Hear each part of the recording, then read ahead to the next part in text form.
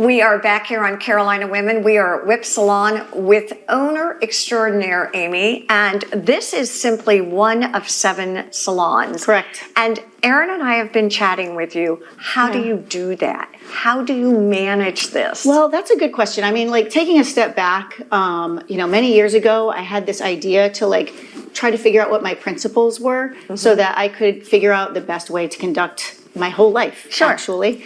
And when I started this was in 2000, so that was a very different thing before, marriage and kids. So as time went on, every year I would create my principles on my birthday. A lot of people do resolutions on the first of the year, but I felt like my birthday was more symbolic and more important to me. Exactly. So every year I write out 20 to 25 things that I want to do. All right. Or how I'm going to conduct myself, let's say. Can you give us an example of some of those core principles, or what is important to you? Yeah, I mean, the principles are really what's changing in my life, as my kids get older and stuff, and also as my career goals change. But then there's some core principles just around how I do everyday things. For example, I love Mondays. I embrace Mondays. Yes. Some people, dread Mondays, and I thought a long time ago I didn't want to be someone that was dreading 1/7 of my life. Right.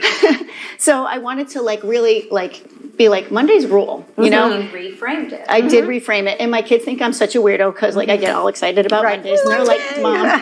But some people dread Sundays or other things, and I would just say if there's something that you dread in your life, try to find a way to turn that around. You know? And that really has helped me springboard my whole week every week. Kind of positive spin. Exactly. So principle 1. What's another principle you live by? I think the glass is half full. I really have a can-do mentality on anything. So I think that by always thinking, even if a challenge comes at you, that there's a way that you can take that and make it into something positive.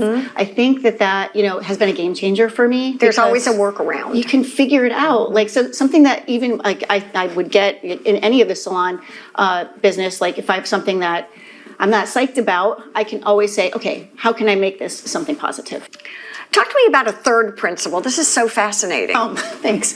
I think that, not wasting time is pretty key. And what I mean by that is I spend my time with intention. It's how much time am I spending with my family and how much am I spending at work and doing things that I love, and I break time down into increments of maybe 7 minutes or 3 minutes if I'm trying to do something. It doesn't always have to be an hour or half an hour or start at the top of the hour. Thinking about time differently because it's so precious for all of us. Tell me a little bit about balance. You seem to have a really nice life balance. Okay, yes, I do try to do that. And I think that that's one of the benefits of being an entrepreneur. You can kind of, do things the way that you want to. Tailor it. Yeah, that's it, voila. And so, I'm lucky because, I'm around for my kids and I'm around, for my team. So it's a great balance. And also I have to say, I just love working with my team. They really energize me. It's just very joyful to be here and working with them. They're amazing at what they do, and they're the whole thing behind the secret of Whip Salon.